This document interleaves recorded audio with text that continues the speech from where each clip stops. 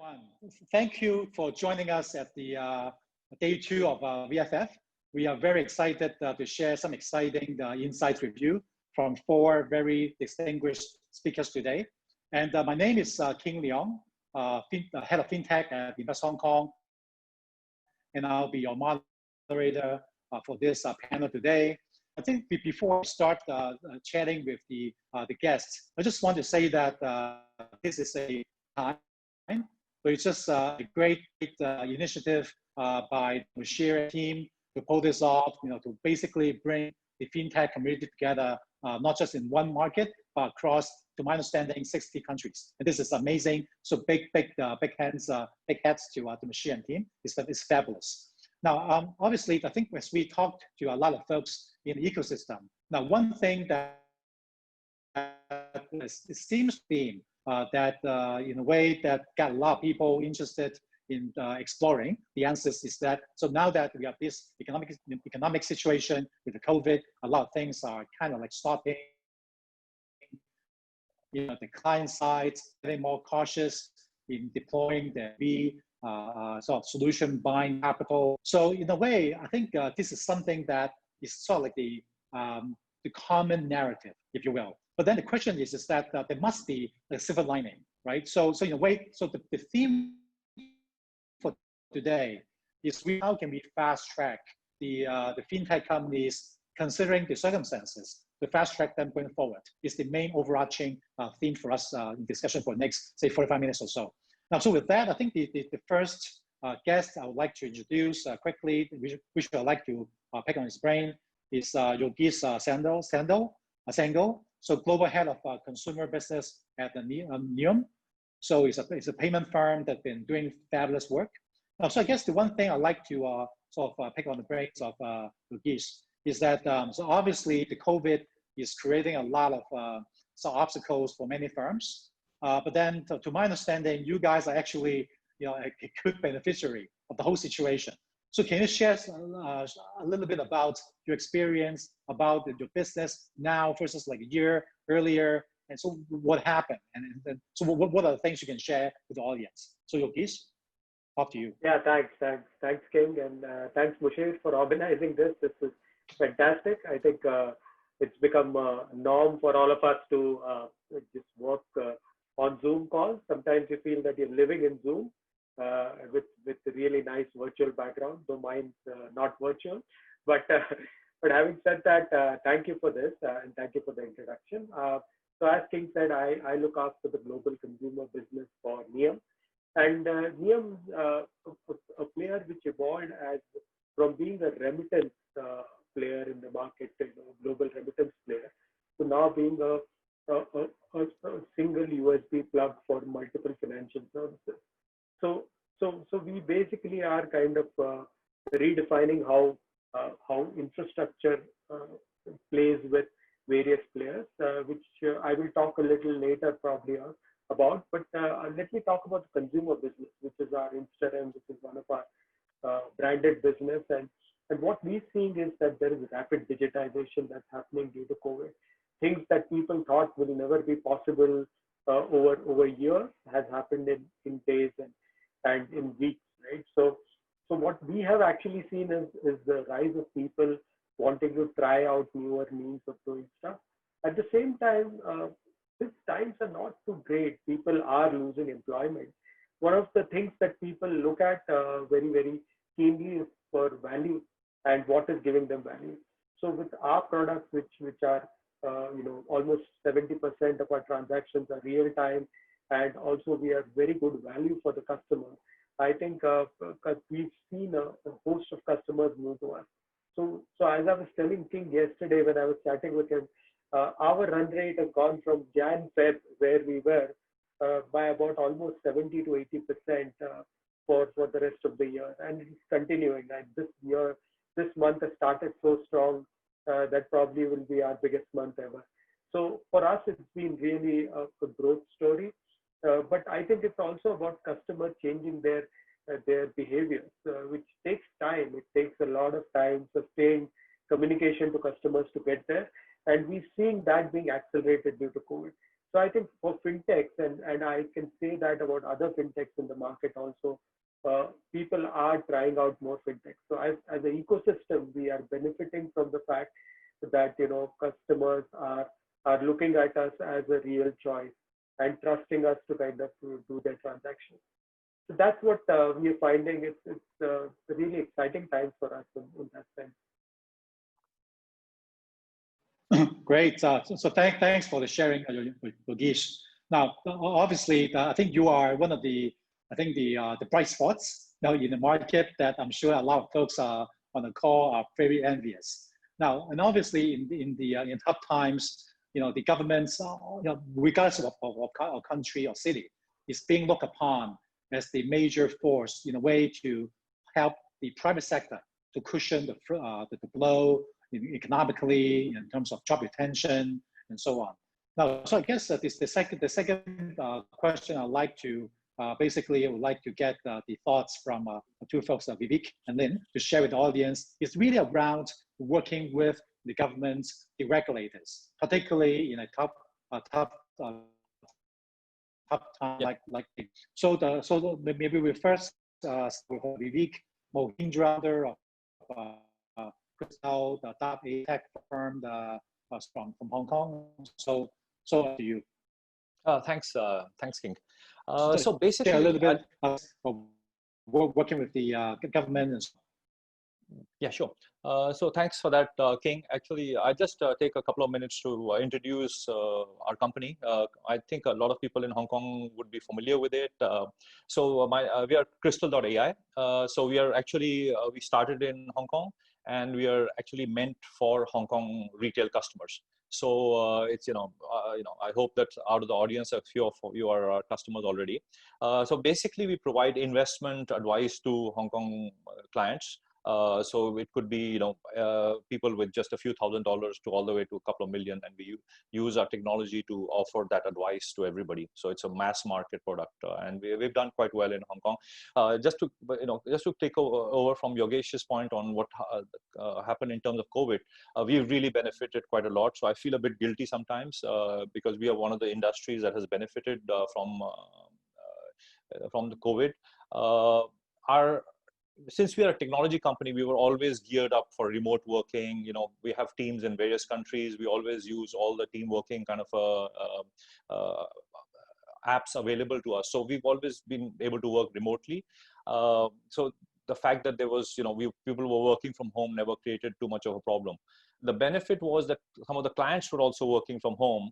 And then they have a chance to look at our app and so on and so forth. So there, as a result, many of them looked at our app for the first time and then spent more time with our app when they were working at home. And of course, the third thing is that, the markets have really rallied. I mean, despite the fact that fundamentally the economy is in quite bad shape, but if you look at, all the stock markets and the technology companies, China technology companies, and even in the US, they've done really well. So we've seen almost like a 3 to 4x growth in terms of clients and in terms of volumes, etc. People have had an opportunity to sit at home and experiment with our app. So we've really seen a lot of support. And ultimately, it's the business that makes people like us survive. You mentioned about the government support. Yes, we've always had government support from the beginning. When we started here 3-4 years ago, whether it's from all the ecosystem, Invest Hong Kong was a big supporter of us. Even including inviting us to the C's house for the annual get together. It has a very good feel good effect. But in terms of the licensing from SFC and so on and so forth. Specifically relating to the COVID schemes, specifically, of course, we've taken benefit of the subsidies on the employment that has been given.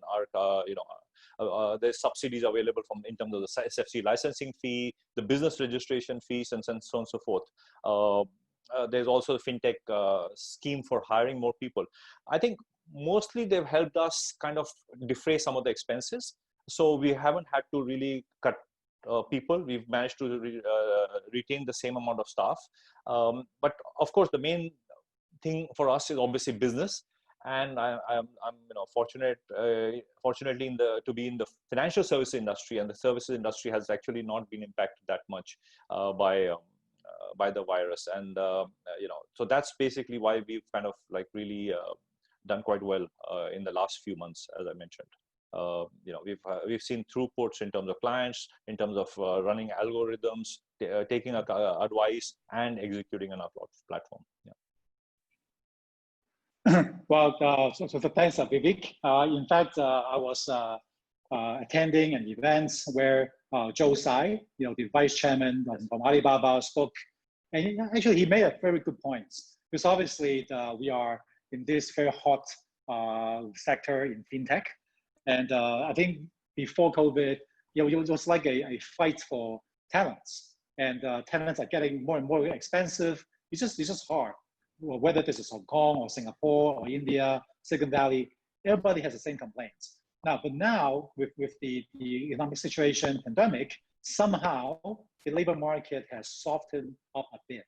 So at least now we are able to reach out to, I think more talents are becoming available. So in a way, I think this is also a positive development, again, from pandemic, in which the talent side equation can somewhat be alleviated. Now, I think I would like to hear from Leung from Point 95. Leung, I was like, house business. Leung was like, well, actually, I hate to say this when everything, our business is still doing well. I said, wow, okay, this is great to hear. So, of course, I think along the way, maybe I'll let Leung sort of introduce a bit more about your business and why you're still doing well, and also your experience in working with the regulators. So then, after you. Sure. Thank you very much, King. Right. So that's Leung, right, from Point 95 Global. So we are a fintech company, and we are more specialized, right, or say focused on blockchain technology and also cryptocurrency, right, and its related tradings. Okay. So going to blockchain, right, you can say it could be people saying it's the next generation of the internet technology that trying to using the decentralized ledger, right, to improve the credibility. Okay, so and cryptocurrency, I mean, it can people at the early stage, right, say 5-6 years ago, people think it could be scam, or it could be something very short term, right? But over time, right, people gain good understandings about cryptocurrency, and even say from the regulator perspective, right? Say for example, Hong Kong SFC, right? They also start to say having circulars, right? Say seeking ways to regulate, I mean, cryptocurrency, say about funds with digital assets or trading platforms with digital assets, right? So I think I remember the first one is something like 2-3 years ago, starting, I mean, say Hong Kong SFC is starting, say, to kick off the topic, right, about say how to regulate and what can be done and what cannot be done, right? So and then a couple of years ago, right, they start to initiate, right, a sandbox proposal, right, and there are a lot of participants, right, globally. They want to join the Hong Kong sandbox, right. One of the reasons is that, right, Hong Kong is one of the best, right, economy and one of the best regulated environment, right, across Asia.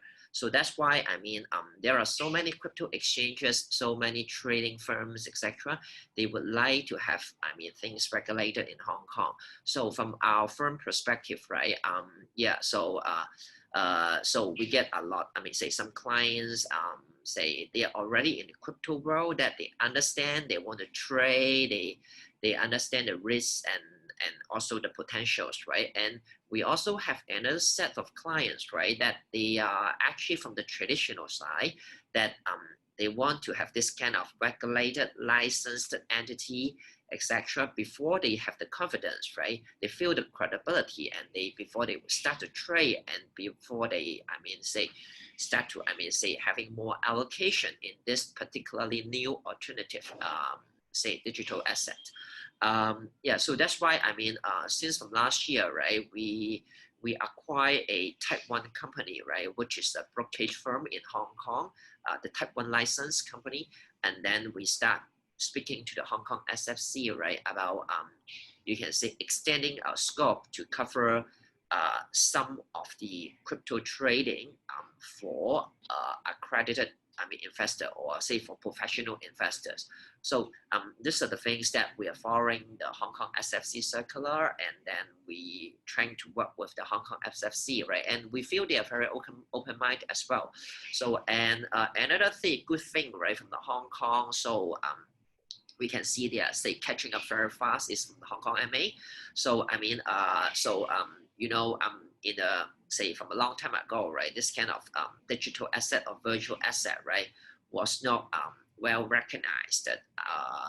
And since last year, Hong Kong MA already, say, something like November or December, they sent a circular to all the Hong Kong licensed financial institution on removing the warning signal, right? The warning label of virtual asset, right? So basically, this kind of cryptocurrency virtual assets related, no longer an official warning labeled asset, right? So it's more, say, based on individuals, financial institutions such as banks, say, from their own compliance or risk control, right, to justify, right, whether, say, they want to take this kind of clients, etc. So, so from our perspective, right, we feel it is very good because so we foresee there will be a much easier, say, banking environment, say, for from international perspective, right, all this kind of crypto trading or crypto or blockchain related organization.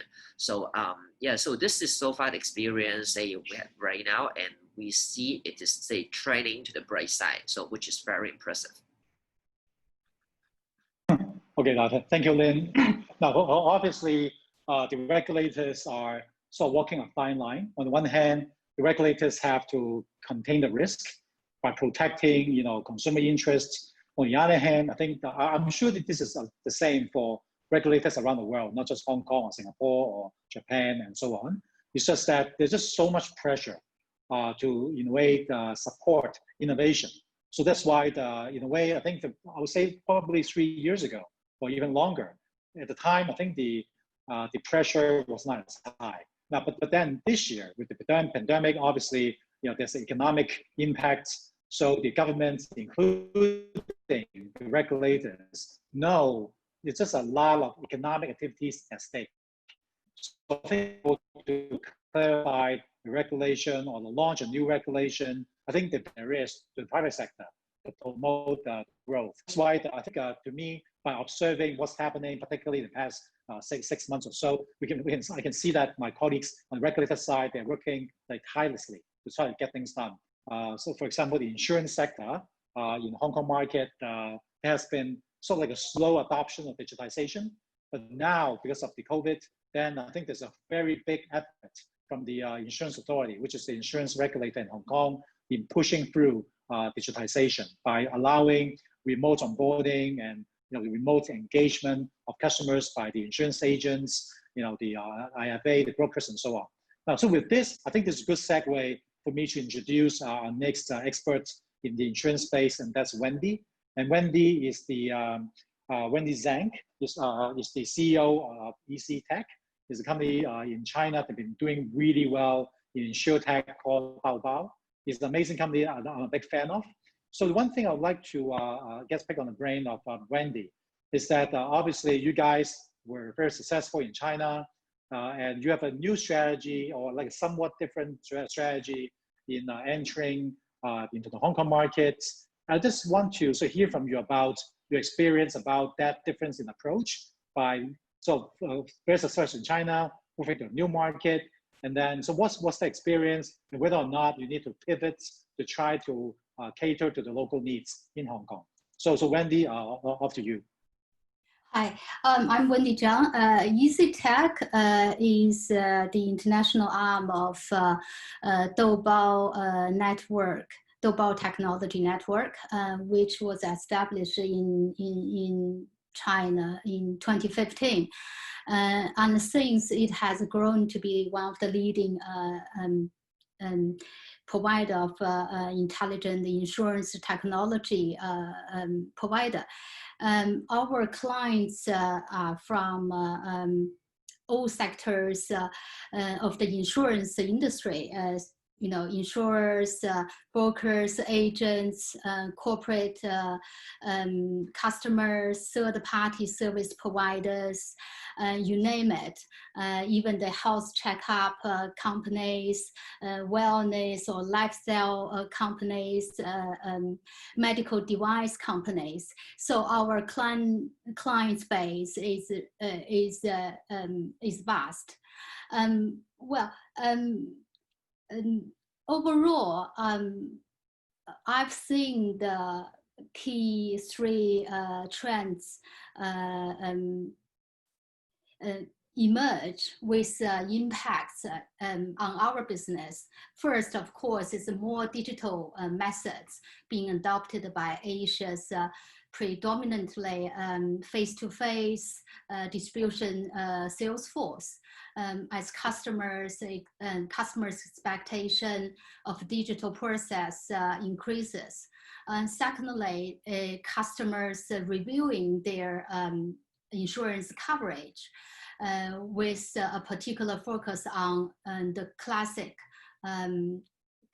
protection products, such as health, critical illness, life insurance, and income loss. Thirdly, the investment spent in intelligent automation, use of big data, IoT, and cloud, use of cloud or cloud implementations are expected to increase. So all of this will play an important role for us, like EasyTech, InsurTech company, is really play to our strengths. Well, I would not use the words the P word. We hold true to our central strategy of providing cutting edge technology solutions, more such as in Hong Kong, three key offerings: mobile applications to the agents, to the policyholders themselves, and also the web-based SaaS to intermediaries and insurers in Hong Kong. So our primary market is still in Hong Kong, with an eye on Southeast Asia.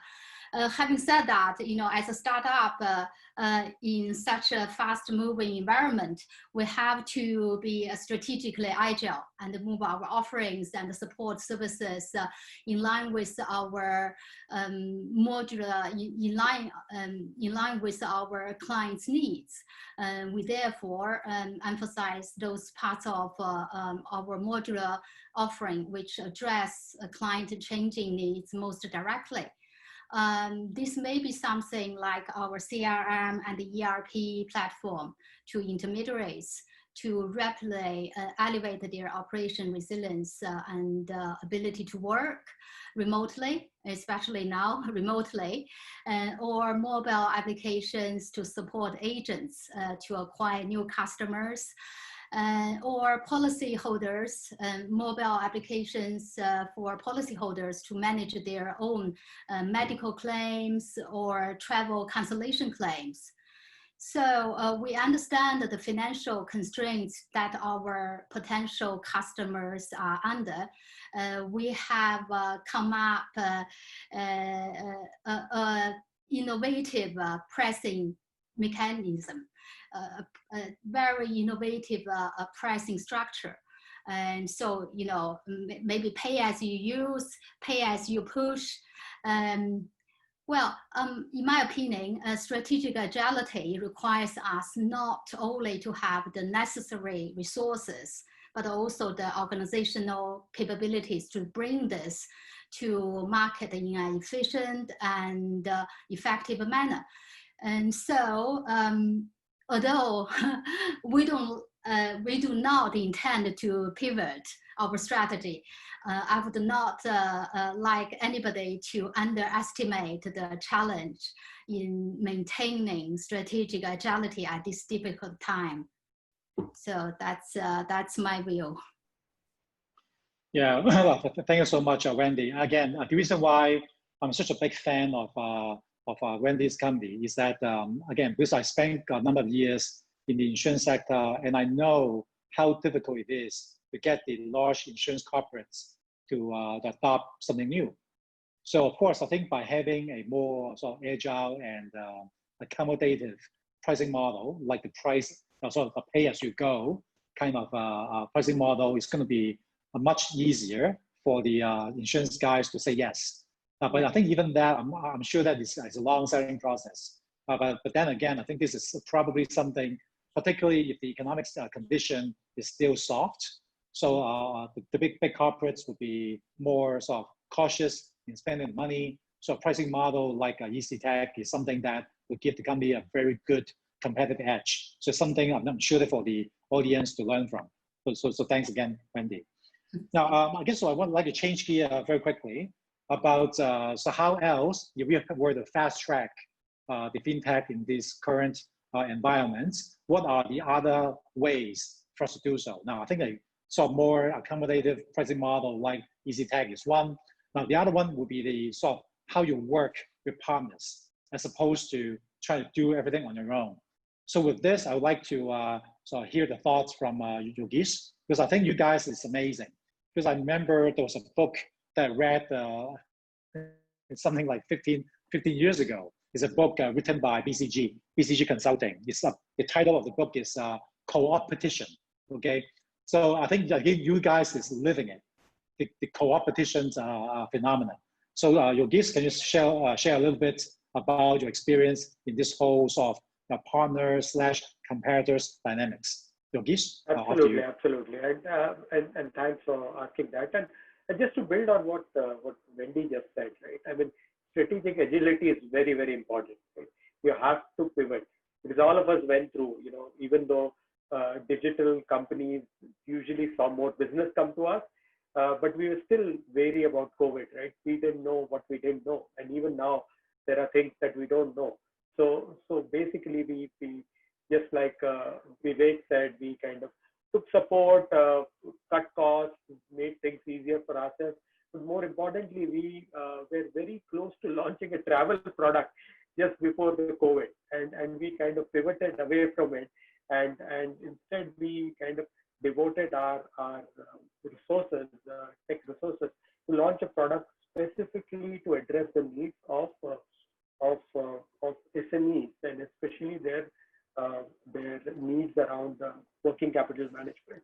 So basically use their own credit card and the credit limit that they have to actually be able to make supplier payments and bill payments and rent payments and stuff like that. So we have that product now live in 2 countries. We're going live in Hong Kong soon. So that's something that we pivoted to, and we saw massive success because that was a need, and it is essential for players such as us to be nimble and pivot away from it.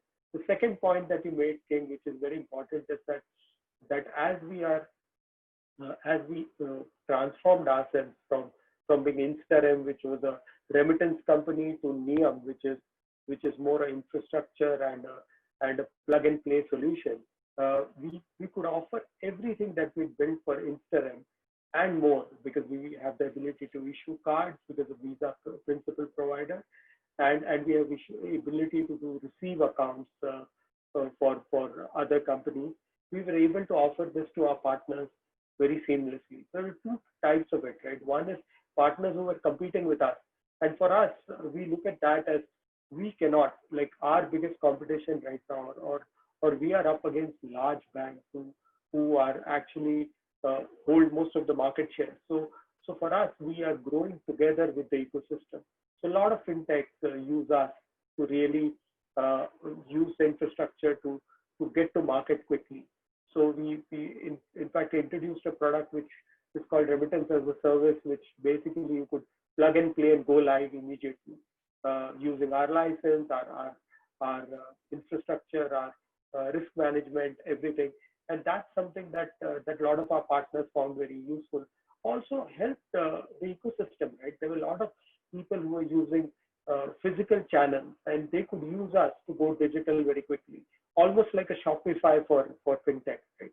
And that's something that we really felt was easy for us to kind of do and and move forward. Because at the end of the day, the biggest cost for all of us here is acquiring customers. It is very, very expensive to acquire a customer.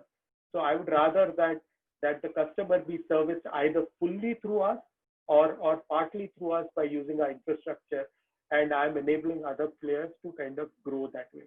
So, large brands like HomeSend, which is MasterCard, or WorldPay, even one of the large Chinese video providers, the video platforms, uses us to kind of make payments to influencers and stuff like that. So we work with a lot of such partners and enable them to use our infrastructure, which we had actually built for ourselves, but now is available to everybody else to use it. So in true sense, coming back to the whole Toyota, Nissan kind of, Nissan Renault, which was, I think, the first cooperation, NAMI kind of stuff. I think we are coming back to that and really trying to use it to accelerate ourselves as well as the industry. So that's what we are trying to build. Yeah, I think this is a great takeaway. So I hope that the folks on the call who are executives and founders from FinTech, we can definitely, I think, learn from Yogesh's experience. I mean, again, there's just so many different ways we can make money. And so why not? I mean, if the competitors are someone that can with us, so why not? I think this is the culture that I observed in mainland China. That is quite amazing. Even big boys, right? The Alibaba and Tencent, on the surface, of course, they're competing. But then there's just a lot of deals, a lot of cooperation. Whenever it makes sense, then they work together. So I think this is the kind of mindset that's quite important in today's age. So I think like a great sharing from Yogesh. So thanks for that. Now, I'd like to also hear the thoughts from Vivek, because again, I see Vivek very active in the FinTech community in Hong Kong. So thanks to you. You are everywhere. So I think you're basically seeing, I mean, the whole evolution of the partnership ecosystem. So can you share a little bit about how that sort of ecosystem helped you and also the other fellow FinTech entrepreneurs? Vivek? Thanks, Keng. Yeah, actually, Hong Kong is a great place for finance, right? It's a great place for finance because of the regulations, because it's a financial center. And, I'll cover something about our journey, because I think a lot of the people who are listening may be interested in how a startup actually starts in Hong Kong and how it's able to develop here. And then, like, we've now gone out to India and we've gone out to Singapore, but we started here. So, my background is similar to many others in FinTech, which is I used to be a banker. So I worked for various multinational banks in Hong Kong the last 10 years before I left, and then set up this company in 2016. And, I was quite familiar with the ecosystem. But, for a startup to start in Hong Kong, it's very important to get visibility, which is very expensive. Yogesh mentioned customer acquisition, very expensive in Hong Kong. To get credibility, again, very difficult to get. So all those purposes, I used a variety of things, and I'll cover what I did basically. So the first thing we did was, it's a licensed regulated business. So we went to SFC to get the license. We were quite fortunate. We got the license very, very quickly, type 4 and type 9.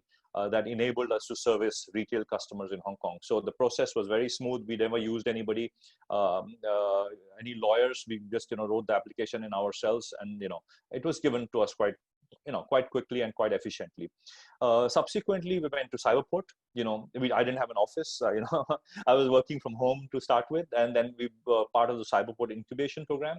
That gave us some money. That gave us an office space. They helped us with the marketing, with visibility. Peter Yan and all the people there are became very good friends of ours. Charles. So they've kind of always been through us. In fact, in the COVID, I'm like a bit sad that we don't have an office there, because we moved out to Central. Because if we had been in Cyberport, we would have got a rental rebate and we wouldn't have had to pay any rent also. And then at the same time, then we got involved with Invest Hong Kong. Charles was there before you, King. So and even now, the whole team, Max and yourself and Charles, and we've got a lot of help from them again in terms of getting visibility and credibility. For a startup, it's very important to get this. And if we have to spend money for all of this, we can't spend money on improving our product. And that's that's why we got help from all these situations. We also were one of the founding members of FinTech Association, and that helped us with getting a lot of other resources, friendships, advice, and and when you're starting up, there's like ups and downs, and then you have a lot of people helping you through those ups and downs. When you have the ecosystem as Hong Kong has managed to develop, so that's been quite a good experience. We are ultimately a B2C app, so we are aiming for Hong Kong retail customers, and that's our Crystal is our name, so you can kind of look at that. And then there's a lot of other events. Unfortunately, last 1 year it's been very quiet in terms of events, but there were a lot of awards, pitching nights, the FinTech week every year, and all of these gave us an opportunity to be get visibility, be in front of clients, acquire clients, and so on and so forth. We won virtually all the awards in Hong Kong for our product. We even went with HKMA to Shenzhen to participate in an HKMA Shenzhen award, so we've kind of won almost all of those. But those help. If I have to spend money to acquire customers or for advertising, it's very, very expensive in Hong Kong, I can assure you. So you have to find different ways to do it. And that's why, last year I was the most viewed person on LinkedIn in Hong Kong in finance, actually. So, this is this cheap ways. And this is my advice to other FinTech founders also. This is how you kind of get people aware. Now we have 20,000 users. We have over $150 million of assets. And we have I think, quite a lot of customers signing up every day without us spending any money on marketing. So one of the strategic things we did after COVID was to really look at our costs very, very carefully. We raised money just before, we did a Series A just before COVID. So we raised about $6 million then. But we haven't been spending, we've been spending very frugally. We've been looking at, every single item of cost. We want this money to go a long way. So that's because that's our main change in strategy. But otherwise, yeah, we're still providing a good service to Hong Kong people. Thanks. Well, so thanks, Vivek. I mean, this is a great story. I guess we have to chat more offline again. Now, I'm also checking on the time. That I would like to encourage the folks on the call, on the Zoom meeting. If you have any question, please type it in so that we can at least get more perspective from our four amazing guests today. So please feel free to send in your questions. Now, I guess to just get the dialogue going, the next question, I don't have a specific guest in mind. So I guess I'll let you sort of volunteer to share your thoughts. And that's a question I believe is also on the mind of a lot of entrepreneurs. And that is, as you guys are in the front line. So given the current situation, where is the opportunity? So obviously some older routes may now be getting more difficult, whereas some other opportunities may open up. So where do you see the new opportunities opening up in the next, say, like 12 months to 24 months? So anyone? I don't have anyone in mind, so feel free to share. Well, if you don't mind, I jump in first. I start with. Okay. Well, right. If I see the main developments in the industry post-COVID, as I conclude like three probably main developments. First is to just increase the digitalization, across the whole insurance industry value chain, to cater to remote working, to improve operational resilience, and to drive productivity growth. Secondly, I would say a greater desire amongst end customers, for digital rather than face-to-face touch points, with their insurers or intermediaries or agents, both in buying new products and making changes to their existing policies. Well, at the last, from a product perspective, a greater focus on protection, and probably also on savings, as customers review their portfolios in the light of a pandemic and focus on security and move away from riskier investment. Well, in turn, this will drive us to focus on the following products and offerings. First, I would say enterprise-wide solutions, in particular for intermediaries. Perhaps in more modular form for insurers to address the points around the digitalization and operational resilience. And second, just the mobile applications that enable intermediaries and insurers to serve their customers remotely and increase customer density. And third, well, I speak all from insurance or insurtech perspective. And third, underwriting engines that can help with direct sales and automation. Traditionally, underwriting is the most manual, concentrated process. The last, just the innovative charging structure. You have to be very flexible in terms of charging your clients to ensure that our products are within the financial reach of the stretched intermediary market. Well, as far as geography is concerned, I mentioned already, our primary focus will continue to be in Hong Kong with our products available in traditional Chinese and English. So we have already established an operation in Singapore, and we will start to look at Southeast Asia. That's just from a pure insurtech point of view. Great. Yeah, thanks, sharing, Wendy. Sure, go ahead. Can I go? Yeah, sorry. Sure, hey, Vivek, sure. Sorry. Yeah. I'll just say that, yeah, great point, Wendy. Thanks for that. I think it's deeper perspective on insurtech. I think the one thing that we're seeing everywhere is the savings rate is going up. And that's massive, right? I think it plays well to a lot of stuff that Vivek and his team are doing. We're seeing that in places like Robinhood and stuff like that, where people are investing, that they have money to invest, spends are going down and stuff like that.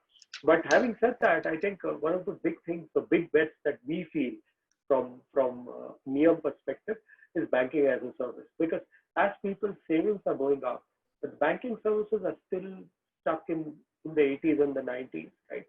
Some banks are doing very well. They're trying to modernize. They're building their own challenger banks and challenging themselves. But I think it's a great opportunity for FinTechs to really go and build a whole banking as a service suite, and for FinTechs to build consumer propositions on top of these suites, which will offer everything from investments to insurance to trading to whatever we can, including loans, but not one person offering everything, but it would be probably a compendium. And that's where we feel, and therefore our focus right now is to build that whole platform, and we are on our path to kind of build it so that people can build on top of our banking as a service and really build a proposition that works from a competition perspective, and we would do it ourselves also in terms of building a new financial services kind of setup. So I think that's going to be a bit of the future for us in a nutshell. For us, actually, Great. we are, yeah, sorry. For us, actually, we are directly B2C. So we're directly, so our experience is slightly different from Yogesh and Wendy there, because we're directly dealing with the Hong Kong retail people.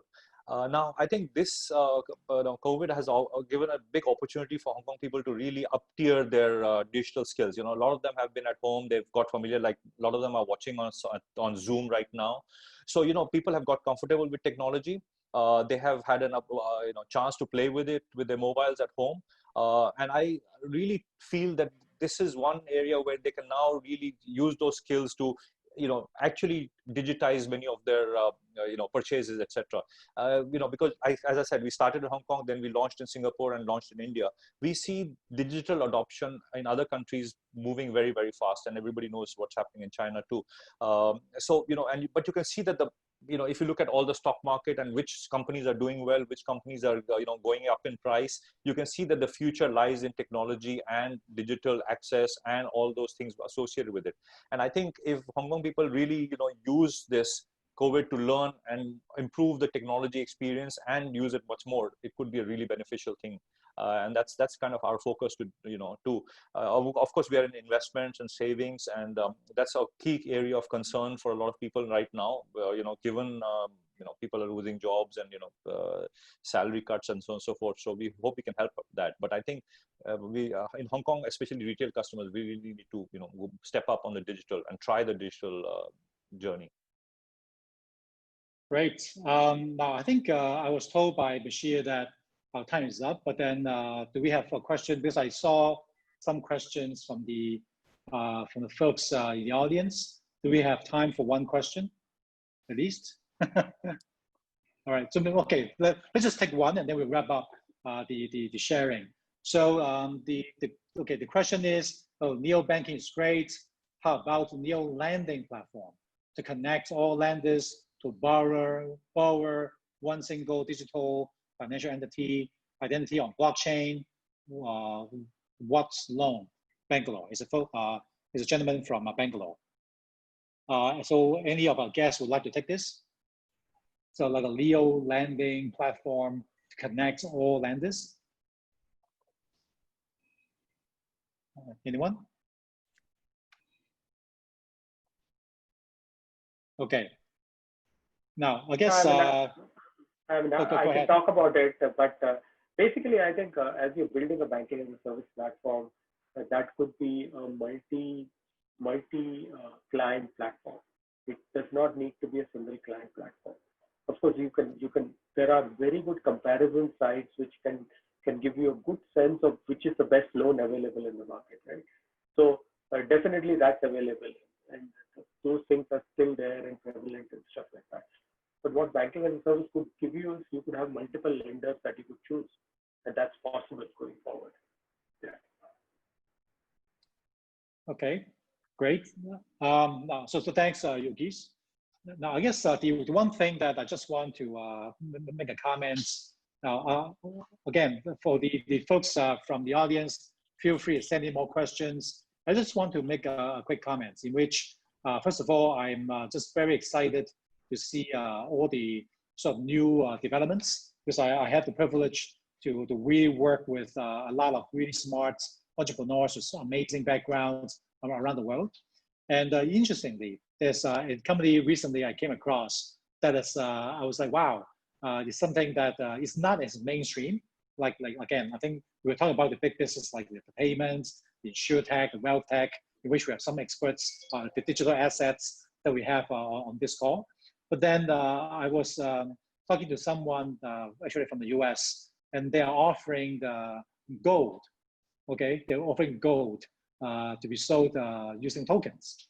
I was like, okay, so this is great, because obviously a lot of people are now being concerned of the whole, I guess, the quantitative easing, the depreciation of currency. So, so what we're going to do to protect or preserve our wealth.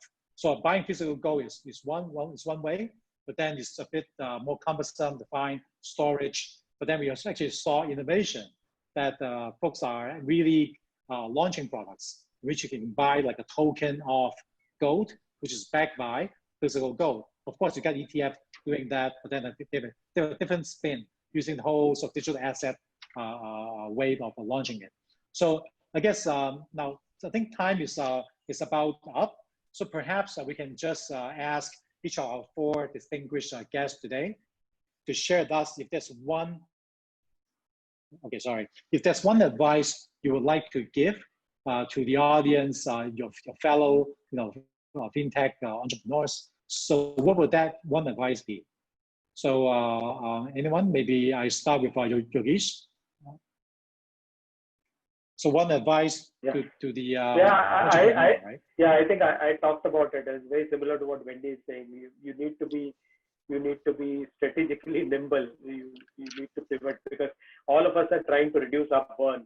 This is not the time where you would want to like really go out and spend a ton of money on marketing and stuff like that. I think it's a good time to do marketing because it's cheaper, but still it's very difficult. So everybody is trying to conserve cash. So my whole thing is be nimble and try and kind of make your products which really are what the customers need right now, especially with their digital needs going, getting supercharged. And we are all on Zoom. A lot of people had not heard of Zoom 4 months ago. So I think it's a good example. But at the same time, I think be nimble, try and pivot as possible, wherever possible, to places where there is more depth in terms of revenue in the future. Yeah. Great. Thanks, Yogesh. Now, I guess next I would like to hear from Leung, because I guess we haven't got a chance to really sort of pick your brain on the digital assets, crypto side. And again, this is a sort of sexy topic. In fact, I got a call from a very senior, super well connected, sort of more mature gentleman from the China side who would like to talk to us about the digital asset opportunity. So I'm going to talk to him next Monday. So there's just so much, enthusiasm and excitement, but at the same time, I would say that there's a sort of lack or insufficient understanding about the digital asset space. So if you are going to give an advice to people who want to engage more in the digital asset space, so what's that advice to the folks in this space, Alain? Yeah, I think the most important thing, right, is more about risk control, right? Because so before you want to explore something new, particularly right in the financial world, right? So it's more about, you understand, okay, so how much risk that you can take and how much risk that you are taking, okay? And then we can start to look into, say, products. We can start looking into, say, so-called diversification, right, of your portfolios and things like that, right?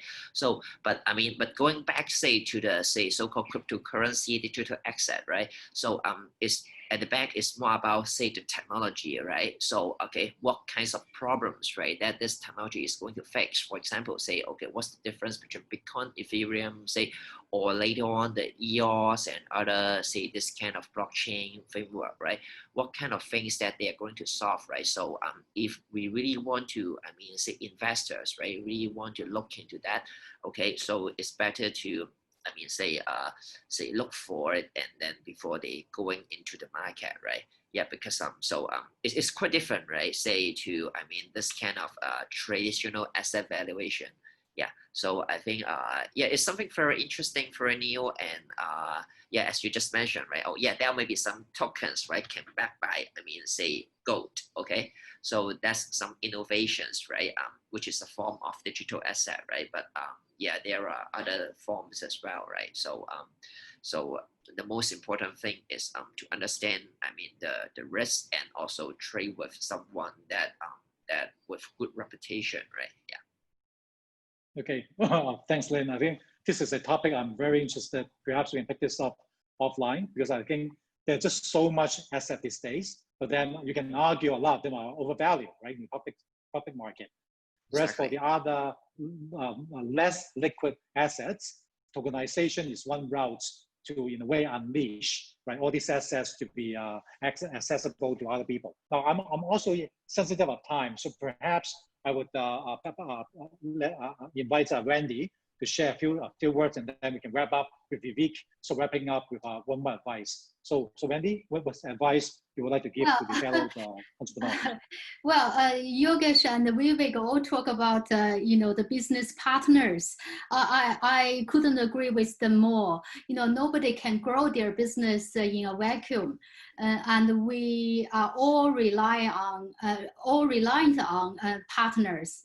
So in a growth stage like us, our key partner will be our intermediaries and our insurance partners who test our products in real time and give us the necessary feedback to continually refine and improve our products.